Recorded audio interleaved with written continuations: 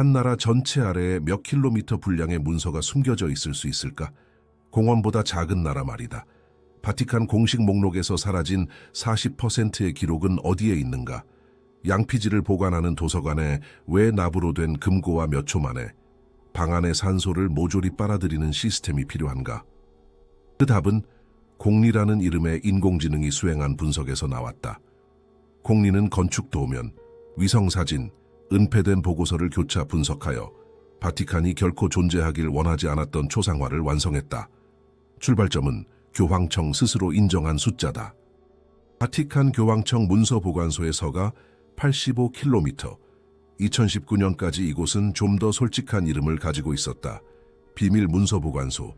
명칭 변경은 그들 말에 따르면 언어적 교정이었다. 하지만 문에 붙은 이름표를 바꾼다고 방 안에 있는 것이 달라지지는 않는다. 85km의 서가라 하면 코파카반에서 페트로폴리스 근처까지 가는 거리와 같다. 건물의 도면을, 냉방 시스템의 전력 소비 데이터, 그리고 극히 드문 안내 투어의 동선과 비교했을 때 첫 번째 심각한 모순이 드러났다. 인정된 지하실을 포함하여 보관용으로 지정된 건물들의 공간은 고대 필사본 보존에 필요한 최소 조건을 충족하면서 85km를 수용할 수가 없다. 32%가 부족하다. 공표된 소장품의 3분의 1이 눈에 보이는 구조물 안에 들어가지 않는다. 지진 데이터와 지중 레이더 판독 결과 벨베데레 안뜰과 바티칸 정원 아래에 기하학적으로 정교한 거대 공동이 발견되었다. 여러 층으로 이루어진 구조물로 단순한 보관 목적으로는 설명할 수 없을 만큼 깊이 파들어가 있다. 우리가 들은 이야기에 따르면 이 벙커는 80년대에 안전보관소로 건설되었다고 한다. 그러나 반출된 흙의 양은 도서관 확장보다 훨씬 거대한 작업을 가리킨다. 나토 군사기지를 능가하는 방호 수준, 몇 초 만에 환경을 치명적으로 만드는 가스 소화 시스템, 엄청난 규모의 충격을 견디도록 설계된 벽. 세상 어느 도서관도 이런 장갑이 필요하지 않다. 접근 방식도 똑같이 이상하다. 서가 사이를 직접 걸어 다닐 수 없다. 오직 정확한 이름과 번호로 문서를 요청해야만 한다. 그 문서의 존재를 모르면 요청할 방법 자체가 없다. 지난 50년간의 문서 열람 목록을 살펴보자 소위 유령 색인이 나타났다. 일련 번호에 거대한 구멍이 뚫려 있는 것이다. 열람 가능한 어떤 것과도 대응하지 않는 통째로 빠진 블록들. 종교재판 기록과 19세기 재무보고서에서 섹션 전체가 증발해 있었다. 계산에 따르면 소장품의 최소 40%가 은폐되어 있으며 공식적으로는 부인되지만 문서보관소의 구조가 논리적으로 성립하려면 반드시 존재해야 하는 곳, 이른바 지옥구역으로 재배치된 것이다. 한 역사적 사건이 이 은폐가 어떻게 작동하는지 보여준다. 1810년 나폴레옹이 로마를 점령하고 교황 문서보관소를 파리로 운송하라 명령했다. 수톤의 문서가 알프스를 넘었지만 제국이 무너지고 자료가 돌아오기 시작했을 때 일부는 돌아오지 않았다. 공식 설명에 따르면 문서가 운반 중에 유실되었거나 마분지로 변했다고 한다. 그러나 당시 프랑스 측 목록은 현재 카탈로그와 숫자가 맞지 않는다. 템플 기사단 신문 기록, 공식 역사와는 다른 출신을 가진 군주들의 족보, 아직 발견조차 되지 않은 문화들과의 접촉에 관한 보고서가 사라졌다. 하필 이런 문서들이 우연히 유실되었을 확률은 100만 분의 1% 미만이다. 유실은 연출되었고 혼란은 대대적인 정리 작업의 위장이었다. 지하에 있는 것은 종이만이 아니다. 구매 영수증에서 극저온 컨테이너와 납상자의 구입이 확인되었다. 양피지는 방사선을 내뿜지 않으며 종이에 납이 필요할 리 없다. 20세기 초 교회가 자금을 지원한 고고학 탐사와 폐쇄 구역의 확장 사이에 상관관계가 존재한다. 이집트나 남미에서 성경 서사와 맞지 않는 무언가가 발견될 때마다 그 물건은 사라지고 시설의 에너지 소비량은 올라갔다. 문서보관소 내부에서 일하는 사람들 역시 방벽의 일부다. 많은 직원이 바티칸 입성 이전의 학력 기록을 갖고 있지 않다. 마치 그들의 이력이 다시 쓰인 것처럼. 그것은 폐쇄적인 집단으로 어떤 수도회보다 엄격한 침묵 서약으로 묶여 있다. 그리고 전직 직원이나 금기 주제에 너무 가까이 다가간 연구자들 사이에서 사고와 자연사로 보이는 사망의 비율이 비정상적으로 높다. 프란치스코 교황이 비오 12세 시기의 문서를 공개하겠다고 발표했을 때 세계는 환호했다. 그러나 공개된 양은 추정 자료의 9%에 해당한다. 나머지 91%는 거의 100년이 지난 지금도 잠겨 있다. 그림자의 건축 안에서 각 문서관리사는 자신의 10m 서가만 돌보며 아무도 전체 그림을 보지 못한다. 85km는 그들이 내놓은 이야기다. 그 숫자는 표면에 불과하다. 이미 알려진 것들로 역사학자들을 바쁘게 만들기 위한 껍데기일 뿐이고 진짜 역사는 아래층에서 쉬고 있다. 창문 없는 방들, 기계로 여과되는 공기, 돌보다 무거운 침묵이 감도는 곳에서 지구상에서 가장 부유한 기관이 가난을 미덕으로 설교한다. 신자들에게는 겸손을 요구하면서 어떤 독립감사도 완전히 산출해낸 적 없는 재산을 축적한다. 이 모순이 모든 것의 엔진이다. 왜냐하면 창문 없는 방들과 납금고 뒤에는 금고에만큼이나 실체적인 무언가가 있기 때문이다. 그리고 바로 그 지점에서 공리는 돈의 흐름을 추적하기 시작했다. 바티칸 금융의 심장부에는 종교사업기구가 운영되고 있다. 바티칸 은행으로 알려진 곳이다. 국가 성벽 안에 있는 중세 요새 니콜라오 5세 탑 안에 자리 잡고 있다. 지점도 없고 현금 인출기도 없으며 초대 없이는 아무도 들어갈 수 없다. 바티칸은 주권 국가이기 때문에 어느 나라의 은행법에도 답할 의무가 없다. 어떤 금융경찰도 보고서를 요구할 수 없다. 이 법적 세부사항이 종교사업기구를 역사상 가장 효율적인 돈 세탁 기관 중 하나로 탈바꿈시켰다. 가장 오래된 흔적은 제2차 세계대전으로 거슬러 올라간다. 1945년 크로아티아의 우스타셰 정권이 붕괴하면서 수백 킬로그램의 약탈 금이 자그레브에서 사라졌다. 빼앗긴 보석, 녹여진 결혼반지, 금리를 녹여 만든 금고에 이 적재물의 소실 시점과 로마 종교사업기구에 갑자기 나타난 미기장 자산의 등장 시점을 나란히 놓으면 일치율이 99.9%에 달한다. 금은 인도주의 원조로 위장되어 이동했고 전래용 기물이라는 딱지가 붙었으며 남미에 실제하지 않는 수도원 계좌로 코드화되어 이체되었다. 이 자금은 전범들이 아르헨티나, 브라질, 파라과이로 탈출한 비밀 탈출로 라틀라인의 자금줄이 되었다. 위조 여권, 선박 티켓, 로마와 제노바의 수도원 은신처 하나하나가 성직복을 입은 자들이 관리하는 계좌에서 나왔다.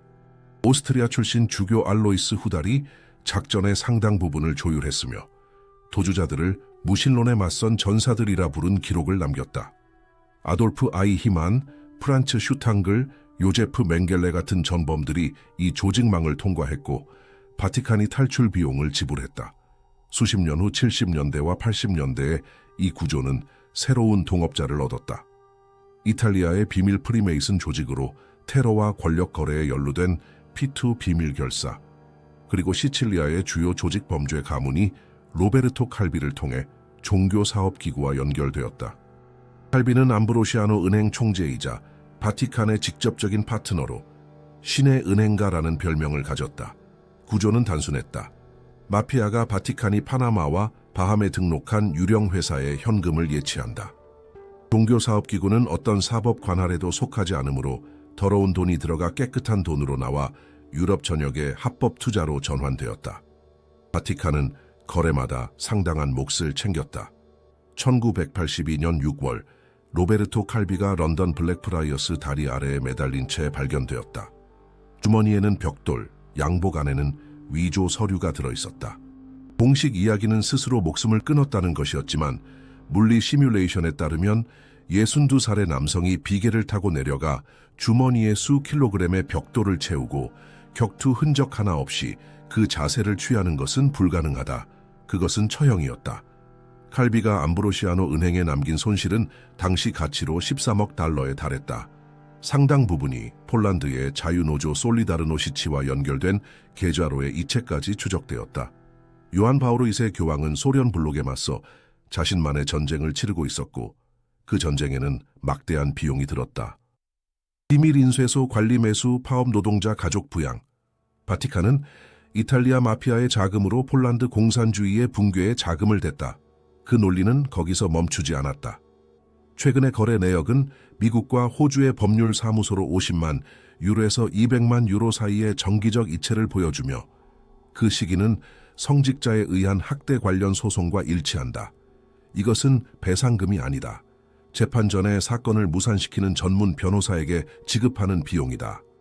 바티칸은 또한 런던, 파리, 뉴욕에서 시가보다 훨씬 높은 가격으로 부동산을 매입하는데 이는 차액이 다른 대륙에서 깨끗하게 돌아오는 전형적인 자금 세탁 기법이다.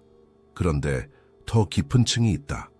종교사업기구의 자금 흐름을 주요 경제 위기와 겹쳐 놓으면 기이한 행태가 나타난다. 2008년 금융 시스템이 무너지는 동안 바티칸의 자산은 오히려 늘었다. 1998년 아시아 경제 위기 때 종교사업기구는 투매 가격으로 자산을 사들였다. 전 세계에 퍼진 본당 네트워크가 정보 수집망으로 기능한다. 사제는 고해성사에서 은행가, 정치인, 기업인의 이야기를 듣는다. 고해의 비밀은 사제에게는 신성하지만 로마에서 그 데이터를 분석하는 자들에게는 신성하지 않다. 바티칸은 위기가 오기 전에 이미 알고 있으며 세상이 잃는 동안 이 이점을 이용해 이익을 취한다. 결국 돈은 연료에 불과하다. 그 연료가 먹여 살리는 것은 더 큰 무언가다. 금괴가 아니라 말에 의존하는 무언가. 수십억 명이 신성하다고 여기며 아무도 의문을 제기할 허락을 받지 못한 한 권의 책에 적힌 말에 성경은 역사상 가장 많이 인쇄된 책이다. 수십억 부 수백 개의 언어 대통령들은 성경에 손을 얹고 취임 선서를 한다. 우리는 어릴 때부터 한 줄 한 줄이 신성하며 수세기에 걸쳐 변함없이 보존되어 왔다고 배운다. 하지만 공리가 분석한 것은 정전 텍스트만이 아니었다. 그리스어 70인역, 라틴어 불가타 성경, 사해 문서, 나그 한마디의 영지주의 복음서까지 함께 분석했을 때 데이터에서 튀어나온 것은 우리가 들어온 것과 완전히 다른 이야기였다. 서기 325년 이전 기독교는 수십 갈래의 지류를 가진 하나의 강이었다. 로마 복음서, 빌립 복음서, 마리아 복음서, 유다 복음서가 존재했으며 예수가 누구이고 무엇을 가르쳤는지에 대해 저마다 다른 시각을 담고 있었다. 그해 콘스탄티누스 황제가 니케아 공의회를 소집했고 이 강은 강제로 하나의 수로에 가두어졌다. 콘스탄티누스는 신앙에 의한 기독교인이 아니었다. 사방에서 갈라지는 제국을 하나로 묶기 위해 단일 종교가 필요한 정치인이었다. 그가 원한 것은 사람들에게 스스로 진리를 찾으라고 초대하는 신이 아니라 복종을 요구하는 신이었다. 그 시점부터 이 기획에 맞지 않는 것은 모조리 잘려나갔다. 언어 분석을 통해 정전 텍스트의 어휘를 외경의 어휘와 비교한 결과 정치적 필터가 드러났다. 내면의 탐구와 영적 자율성을 말하는 텍스트는 폐기되거나 파괴되었다. 살아남은 것들은 위계, 두려움, 복종을 강화하는 내용이다. 자연 선택이 아니었다. 명확한 목적을 가진 편집이었다. 가장 충격적인 사례는 환생 교리와 관련된다. 오리게네스와 알렉산드리아의 클레멘스 같은 초기 기독교 사상가들은 삶의 순환에 대해 공개적으로 글을 썼다. 6세기의 제2차 콘스탄티노폴리스 공의회가 이 사상을 이단으로 선언했다. 논리는 간단하다. 실수를 바로잡을 수많은 삶이 있다고 믿으면 지옥에 대한 두려움이 약해지고 그 두려움 없이는 교회가 가장 강력한 압박 도구를 잃는다. 복음서 자체에서 예수가 엘리야와 세례자 요한에 대해 말하는 대목에 후대 필사자들이 환생 순환에 대한 언급을 지운 공백과 재해석이 존재한다. 이런 공백이 우연히 생겼을 확률은 0.1% 미만이다. 두 번째 발견은 여성의 역할에 관한 것이다. 이단으로 분류된 막달라 마리아 복음서에서 마리아는 우리가 배운 대로의 회개한 창녀가 아니라 예수에게 가장 가까운 제자 베드로조차 받지 못한 가르침을 그에게서 전해받은 인물로 나타난다. 정전 텍스트를 외경과 비교하면 체계적인 삭제의 역학이 드러난다. 가장 오래된 필사본에서 여성 인물의 발언이었던 것이 남성 인물에게 이전되거나 아예 삭제되었다. 교회는 권력에 대한 남성 독점을 정당화해야 했고 영적 지도자를 회개한 죄인으로 변모시켜 역사를 다시 썼다. 세 번째 쟁점은 예수의 인격에 관한 것이다. 니케아 공의회에서 아리우스는 그리스도가 하느님의 피조물이므로 하느님과 동등하지 않다고 주장했고 아타나시우스는 아버지와 아들이 동일한 본질을 가진다고 주장했다. 아타나시우스가 이겼지만 기록에 따르면 그 승리는 논증이 아니라 황제의 압력에서 비롯되었다. 호모우시오스라는 단어가 교의로서 신경에 삽입되었는데 이는 갈릴레아 어부들의 언어와는 완전히 동떨어진 그리스 철학 용어였다. 예수를 접근 불가능한 하느님으로 만든 것은 정확한 목적에 봉사했다.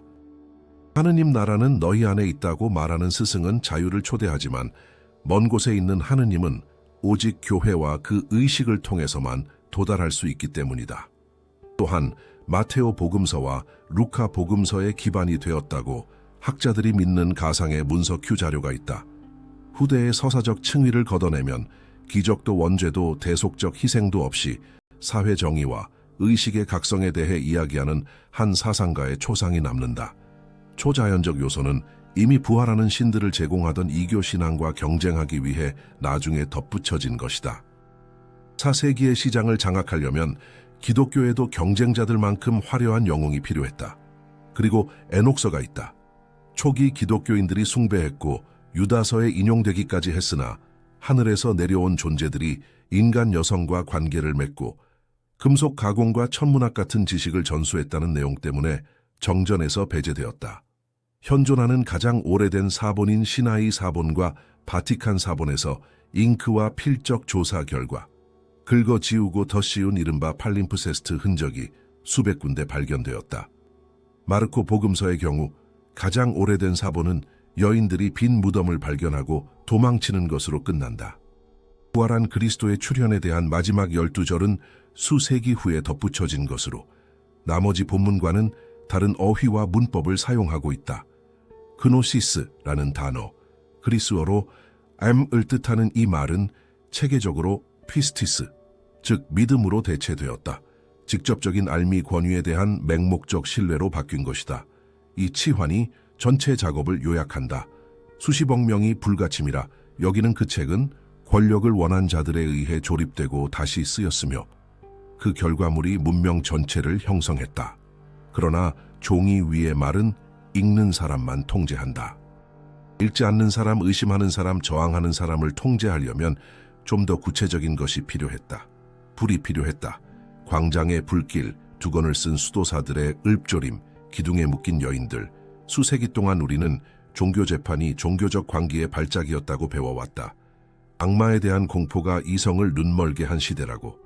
그러나 공리가 수만 건의 재판 기록, 재산 몰수 보고서, 그리고 1487년에 하인리히 크라머와 야코프 슈프랭거가 출간한 마녀의 망치 말르스 말레피카룸을 처리했을 때 나타난 초상에는 영적인 것이라곤 전혀 없었다.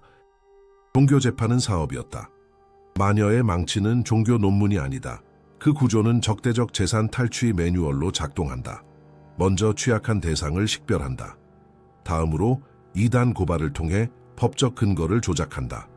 그런 다음 피고를 체포하고 격리하며 강압 아래 자백을 받아내 재산 몰수를 정당화하고 소유자를 제거하고 모든 것을 조직으로 이전한다. 종교 재판이 악마를 사냥하고 있었다면 피해자는 무작위여야 한다. 그러나 화형에 처해질 가능성은 재산 규모에 비례하여 높아졌다. 가난한 사람들은 몰수할 재산 없이는 재판 비용이 맞지 않아 거의 기소되지 않았다. 부유한 상인 지주, 특히 과부가 경제활동이 가장 활발한 지역 피해자의 83%를 차지했다. 주교 관할구가 재정 압박에 처하거나 새 성당을 짓기 위한 자금이 필요할 때마다 해당 지역의 마녀 고발 건수가 급증했다. 재판 자체의 자금 조달 메커니즘은 잔인할 정도로 계산적이었다. 피고가 모든 비용을 자비로 부담했다. 감옥, 실제로는 받지도 못한 경우가 많은 음식, 고문에 쓰인 밧줄, 도구의 기름 자신의 처형에 쓰일 장작, 심지어 판결 후 재판관들의 연회 비용까지. 평균 재판의 수익률은 투입 노력 대비 600%에 달했고 이는 교회와 지방 당국이 나누어 가진 재산 전액 몰수를 제외한 수치다. 재판소 입장에서는 비용이 전혀 들지 않는 상업 순환이었다. 성별 문제 역시 재정적 설명이 가능하다. 중세 말기 상속법 변화로 여성, 특히 과부가 사망한 남편의 재산을 관리할 수 있게 되기 시작했다. 처음으로 상당한 양의 부가 아버지, 형제 교회의 손이 닿지 않는 여성의 수중에 놓였다. 마녀 고발은 이 상황을 되돌리는 가장 빠른 길이었다. 주술로 유죄 판결을 받은 여성은 자동으로 재산에 대한 모든 권리를 잃었고 재산은 정화를 위해 몰수되었다. 마녀 사냥의 절정기는 여성이 가장 많은 경제적 자율성을 누리던 지역과 정확히 일치한다. 고문의 목적은 자백 이상에 있었다. 부유한 이웃의 이름을 대게 하는 것이었다. 체포된 상인 1명이 3명을 지목하고 그 3명이 각각 또 3명을 지목했다. 단 하나의 고발에서 시작하여 마을 전체를 집어삼킬 수 있었다. 트리어시에서 16세기 말에 벌어진 확산은 전염병과 동일한 양상을 따랐다. 신문관들 사이의 서신에는 용의자의 재산에 대한 노골적인 논의와 비용이 맞지 않는 사람에 대해 재판을 열 가치가 있는지에 관한 내용이 드러난다. 뚱뚱한 먹잇감이라는 표현이 이 문서들에서 구원이라는 단어보다 더 자주 등장한다. 마녀의 망치는 또한 완벽한 논리적 함정을 만들어냈다. 마녀 고발을 부인하면 악마가 거짓말을 시키고 있기 때문이다. 자백하면 유죄다. 빠져나갈 길이 없었다. 이 텍스트와 현대 심리 조작 매뉴얼의 의미론적 비교는 92%의 유사성을 보여준다. 수면 박탈, 감각 과부하, 의지 파괴 기법이 수세기 앞서 그곳에 기술되어 있다. 사회 통제의 층위도 있었다. 마녀 사냥은 소빙하기와 겹쳤다. 작황이 죽고 기근이 퍼지던 시기다. 교회는 누군가를 탓할 대상이 필요했고 마녀는 완벽한 희생양이었다. 백성을 버린 것은 하느님이 아니요 과도한 세금을 거둔 영주도 아니며 밭에 주술을 건 이웃 여인이었다. 공개 처형은 안전 밸브 역할을 했다. 군중은 구경하고 포도주를 받고 악이 물리쳐졌다는 느낌을 안고 집으로 돌아갔다. 종교 재판의 종말은 계몽주의나 인간애에서 온 것이 아니었다. 정부가 유죄 판결자의 재산을 교회가 몰수할 권리를 제한하기 시작하면서 찾아왔다. 돈이 들어오지 않는 순간 악마에 대한 관심이 증발했다. 10년도 되지 않아 재판 건수는 사실상 0으로 떨어졌다. 종교 재판은 결코 신앙에 관한 것이 아니었다. 수익에 관한 것이었다. 그러나 종교 재판이 완성한 방법들, 밀고 네트워크, 예방적 몰수, 본당 기록부를 통한 전체 주민의 파일화, 이 모든 것이 살아남았다. 공포 밀고 몰수, 어떤 권위주의 체제든 떠받치는 새 기둥은 근대 정부가 채택하기 수세기 전에 교회에 의해 시험되고 정련되었다. 그리고 교회가 자기 영토 안에서 공포와 돈을 이토록 효율적으로 관리할 수 있었다면 악이 상상의 산물이 아니라 얼굴과 군복과 국가 권력을 가지게 된 20세기에 교회가 어떻게 행동했는지를 알아볼 차례가 남았다. 1939년 검은 셔츠의 행렬이 바티칸 창 아래를 지나고 갓 즉위한 의제니오 파첼리가 비오 12세로서 유럽의 화약 냄새가 감도는 시기에 성 베드로의 옥좌에 올랐다. 공리는 비밀 외교 서한, 암호 전보, 정보 보고서를 대조하여 하느님의 대리자가 수백만이 학살되는 동안 왜 침묵을 택했는지 파악하고자 했다. 첫 번째 신호는 1933년 7월 20일에 왔다. 바티칸이 독일과 정교 협약을 체결한 것이다. 그 정권의 첫 번째 국제 조약이자 전 세계 가톨릭 신자들에게 정당성의 인장이 되었다. 그 대가로 교회는 학교와 재산의 보전을 보장받았다. 재산을 대가로 한 침묵. 가득 찬 열차가 절멸 수용소를 향해 달릴 때 폴란드 사제들의 보고서가 교황 집무실에 도착하여 공개 규탄을 호소했다. 이 호소들의 날짜와 비오 12세의 공식 발언을 비교하면 완전한 공백만이 드러난다. 오직 무고한 이들의 고통에 대한 모호한 문구만이 있을 뿐 무슨 일이 벌어지고 있는지도 누가 고통받는지도 명시하지 않았다. 데이터에 따르면 바티칸이 가장 두려워한 것은 그 정권이 아니라 하느님과 사유 재산을 부정하는 소비에트 공산주의였다. 독일 주교들과의 서신에는 소련에 대한 십자군 전쟁을 묵시적으로 지지하는 것으로 읽힐 수 있는 구절이 있다. 잿빛 동맹이었다. 한쪽이 죽이고 다른 한쪽이 눈을 돌리되 그 살인자가 진짜 적까지 제거해 주기를 바라는 제휴. 1943년 10월 16일 1000여 명이 넘는 사람들이 성 베드로 대성전 창문 바로 아래 로마의 게토에서 끌려나갔다. 트럭이 광장을 지나갔다. 항의도 없었고 파문도 없었다. 바티칸 점령의 위험이 있었지만 항의가 바이에른과 오스트리아에서 봉기를 촉발할 수 있다는 계산 또한 있었다. 침묵은 정치적 선택이었다. 전쟁이 끝나자 돈의 흐름을 추적할 때 이미 등장했던 비밀 탈출로 라틀라인이 본격적으로 가동되었다. 위조 여권, 수도원 은신처, 수감자에게서 약탈한 금으로 지불된 선박 티켓. 바티칸은 도주자들과 서방 정보기관 사이의 중개자 역할을 했다. 폴란드, 헝가리, 우크라이나 곳곳에 퍼진 사제들이 어떤 일반 첩보원도 얻을 수 없는 정보를 수집했으며 이 봉사의 대가는 정치적 보호였다. 리옹에서 만행을 저지른 클라우스 바르비는 결국 로마와 우호적 관계를 유지하던 남미 독재 정권의 고문으로 일하게 되었다. 수도원이 전쟁 중에 실제로 사람들을 숨겨준 것은 사실이다.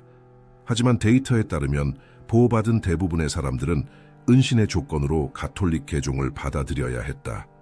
내부 지침은 박해받는 출신의 가톨릭 신자를 우선 구조하도록 명시하고 있었다.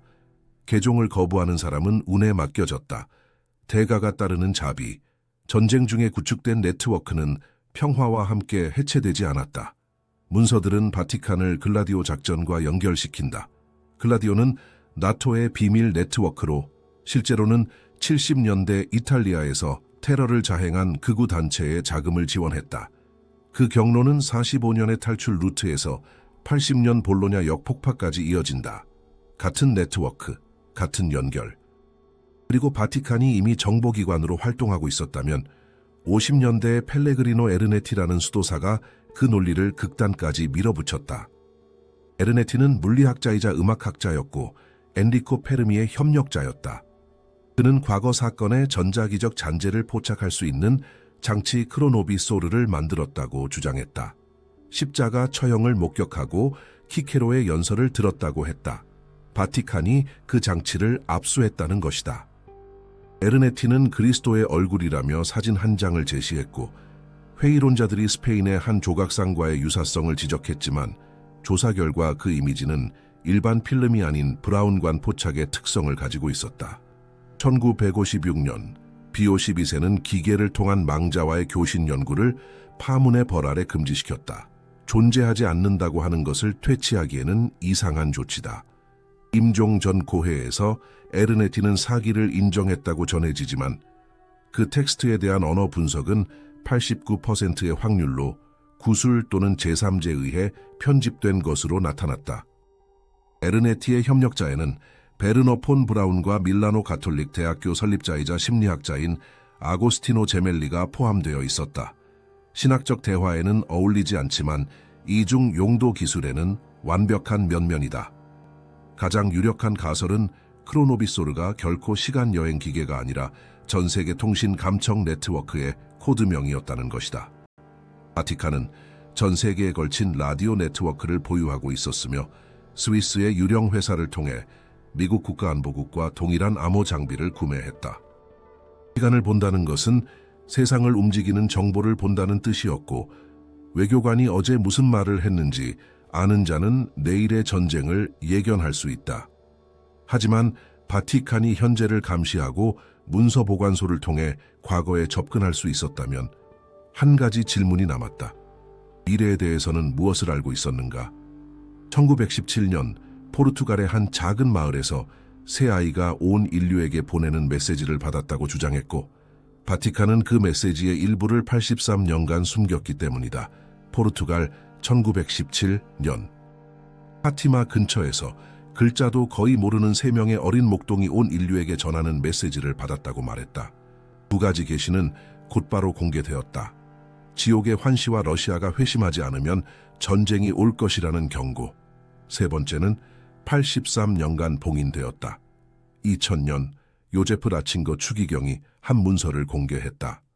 흰 옷 입은 주교가 폐허가 된 도시를 가로질러 걸어가다 총에 맞아 쓰러지는 내용이었다.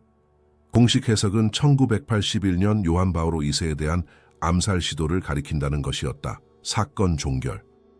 그러나 공리가 그 문서를 유일한 생존자 루시아 수녀의 진술과 비교했을 때 모순이 비명을 질렀다. 루시아는 항상 제3의 비밀이 종이 한 장, 약 25줄 분량이라고 말했다. 바티칸이 공개한 것은 4쪽, 62줄이었다. 필적 분석에 따르면 공개된 텍스트의 문체, 어휘, 문장 구성이 루시아의 이전 글과 크게 다르며 동일인이 작성했을 확률은 15% 미만이다. 루시아는 메시지에 환시를 설명하는 성모 마리아의 말씀이 포함되어 있다고 확언했다. 공식 문서에는 단 한마디의 말도 없고 교황이 처형되는 무성의 이미지만 있을 뿐이다. 1959년에 원본을 읽은 오타비안이 추기경은 포르투갈에서는 신앙의 교의가 항상 보존될 것이다 라는 문구를 언급했는데 이는 보완 문구를 전제한다. 다른 곳에서는 잃어버릴 것이라는 뜻이다. 이 문구는 공개된 문서에 나타나지 않는다. 요한 23세와 바오로 6세 같은 교황들이 그곳에서 무엇을 읽고 경악했는가?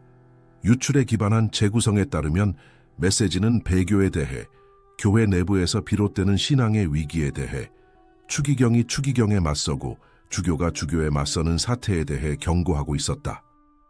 이것을 공개하는 것은 파산 선고서에 서명하는 것과 같았다.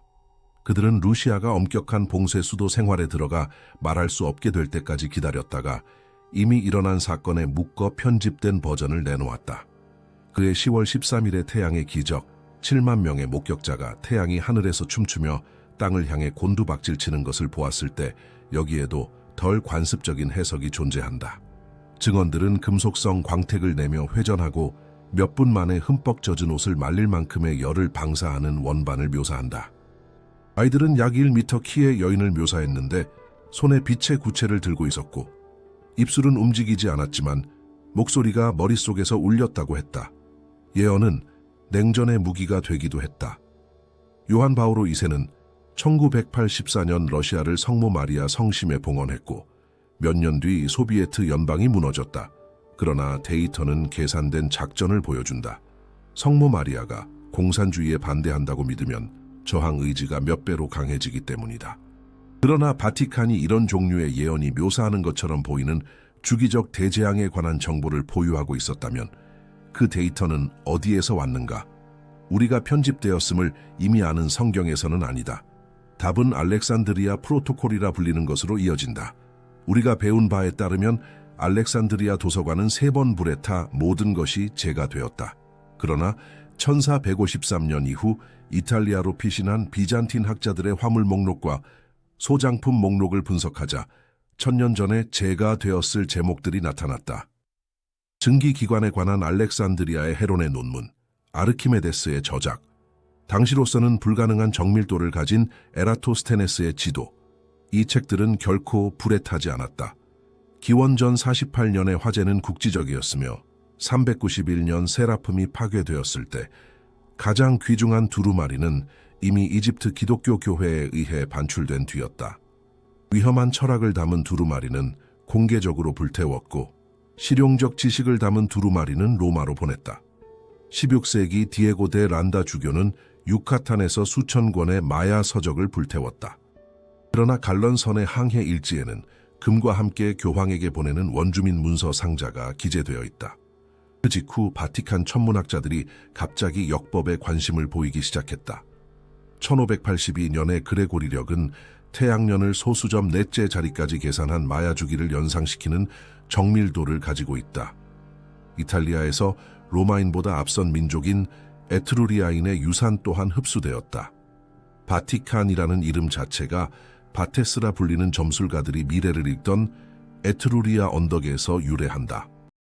주교의 지팡이는 에트루리아 점술봉을 재현하고 교황의 주교관은 에트루리아 사제의 모자다.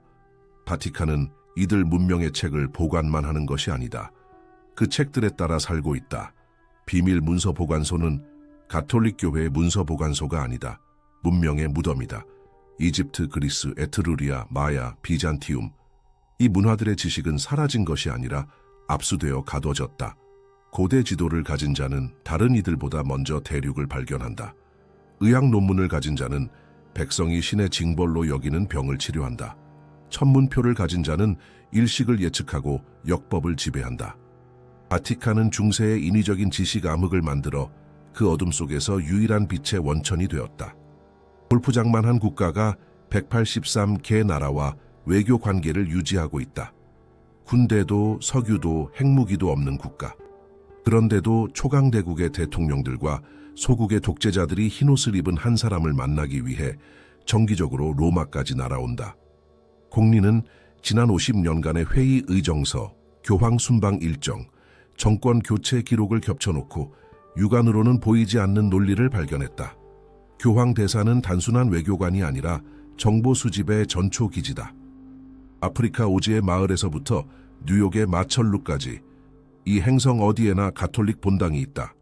사제는 백성이 무엇을 생각하는지, 누가 정부에 불만을 품고 있는지 고해 성사를 통해 지역 권력층의 비밀을 알고 있다. 이 정보는 위계 구조를 타고 올라가 바티칸 국무원에 도달한다. 개인적 신뢰에 기반하여 작동하는 아날로그 정보망이며 어떤 위성으로도 복제할 수 없다. 소비에트 블록의 붕괴에서 요한 바오로 2세와 로널드 레이건의 동맹은 알려져 있지만 세부 사항은 그렇지 않다.